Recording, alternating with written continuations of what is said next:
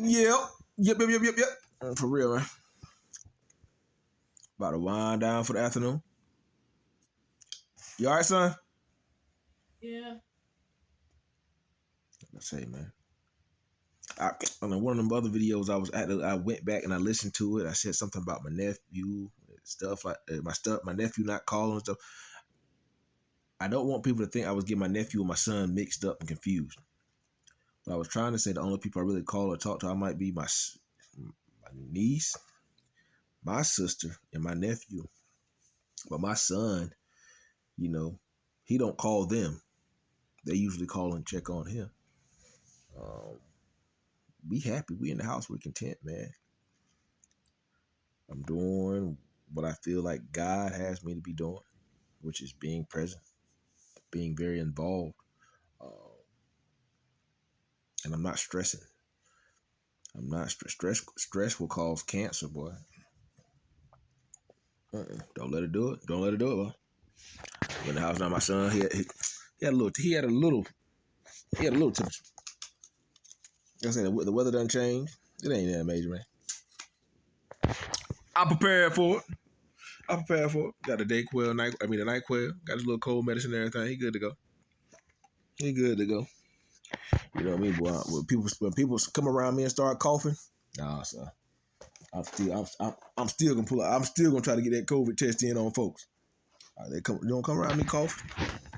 Come around me coughing, man. For real, man. That's a violation. It's a violation, yo. For real. That's like simple assault. Yeah, that's what it is. Simple assault. 6 feet still. Don't everybody come around me coughing, man. I try to stay in my own lane, brother. And COVID is spiking again. It sure is. Like I said, man, I make these videos. It's therapy for me. Because I don't trust a whole lot of people no more. I don't. People have their own hidden agendas. So it's actually most peaceful for me just to stick to myself. So I make these videos and posts. I started making these videos and stuff just for me and my son so he have things to look back over when he gets older. But it actually has been therapy. I know somebody probably watching it somewhere. Somebody, even if it's one. Yeah, it's still like, hey, man. And I see some of the comments that people when they post it, but other than that, man, I just try to stay out the way. Try to make sure my son's happy. And like we distance ourselves away from a lot of the certain families because some of the family, if they didn't have anything to do with some of the stuff that took place after my mother passed, when people would start taking things from me, they were close enough to the people who were doing it. And they didn't stop them, didn't say anything. And it's like, sometimes people will hold a grudge towards you for things that you don't even have no control over. You don't even know why. That's why it's like, hey, a lot of these people, I really don't even know like that. Some of my family members, I really don't know like that. And I can't say that I need them. I haven't been around them. I haven't needed them this much in my life. Like even my uncle. Like I say, this house with me and my fiance had this house. I would go get my dad because I didn't even have a good relationship with my father. I would go pick my dad up and bring my dad up to this house on the weekends. He might help me do things here around the yard. But other than that, my dad, after my son was born, he would come up here and stay, I think, Sunday through Thursday. Then my fiance would drive him back home. But she originally wanted to drive my father back home every day, back to Tarboro. But my dad, he told her that he wasn't gonna do that. He was gonna make the schedule. He was gonna determine when he was gonna watch. So and that was between him and her. Towards the end, after she finished school, I really don't think she really didn't want him around a whole lot. So I don't know what took place there. And after she passed, I didn't feel comfortable. It just was uncomfortable being here in the house. At first, it took me about 2 years before I ever really came back into this house. I would say a good year. It was about a good year before I really came. No, it was about a good year before I came back into the house and went to sleep in the house. But I always came back every weekend so my son could see his sister and stuff as he was growing up because he was still a baby then. And she would come to the house on the weekend sometime and she would watch me. And I might go out and get some fresh air with some friends. But other than that, we were in this house. Let's see, I think let me see. When did she purchase this house? I would say her parents, her stepdad, Matt Paxton, he co-signed for her to get this house in, was it 2012 or 2013? It had to be 2012 because I was, somewhere around 2012, 2013 is when she closed on it.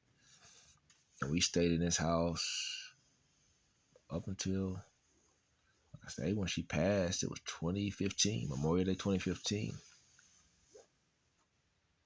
And then my dad, he told me he was going to buy the house, go ahead and make sure me and my son would never have to worry about a roof over our head. So yeah, he did that paperwork in 2016. I still have the original paperwork and stuff on that. And I still would come down here and there. But as things changed over the years, my dad, I don't know what he was going through. He just started he got a lot of his stuff off. He just brought everything he had in the woods back there, that barn he had in the woods. And man, it seemed like every time somebody dies, my dad brings stuff. I'm like, man, bring all these dead people stuff here to the house, man. You be fighting spirits, yo. Like I said, my uncle, my uncle got sick, my dad told me, he called my mom and told her he was going to let him move in because my uncle could no longer take care of himself alone. So I didn't mind, but he moved all his stuff over on the side that was the side me and my fiance had. And I was taking care of my mother up there at the time. So then after she passed, I moved back to the house. But I've been in Rocky Mount, Tarboro Speed area probably since 2010, 2011. Yeah, 2011. Back and forth, back and forth. A lot of people just didn't know because I was so busy. I was going back and forth to Raleigh to work every day. Yep. But it is what it is, man. It's life. It's a journey. But slow down and enjoy the moments that you have with your loved ones. Like I say, man, read the word. Read the word against that Bible. It's simple. Make the Bible simple to understand. And I don't understand why people they take so long to focus and debate over scriptures. Get straight to the point. I feel like when you go to church, the sermons be too long. It be too much of an entertainment, Get straight to the point. Hey, man, this is what the words say. That's it. Point blank, period. You can't get over it. It's there. Stick to it. No explanations. No debates. Oh, get over it. But like I say, it's the most important thing I feel like people should, realize that Jesus performed all these works, all his miracles were performed without the Bible. That's why it's important to walk by faith and not by sight. See, if you have to read that text and you focus just on the text, then you're missing the biggest part of the whole Bible. A lot of these people, everybody in the Bible that had miracles performed in their life, they didn't even have the Bible. They had a personal relationship with God through prayer. So like I say, man, it's important. Don't never judge a book by its cover because you never know how serious and how strong his prayer life is with God. Real, man. Encourage y'all. Get into your word. For your spirit, feed your natural. As long as my son is doing okay, he's doing better, I'm gonna relax for the afternoon. Probably do some reading. I'll be blessed. Be encouraged.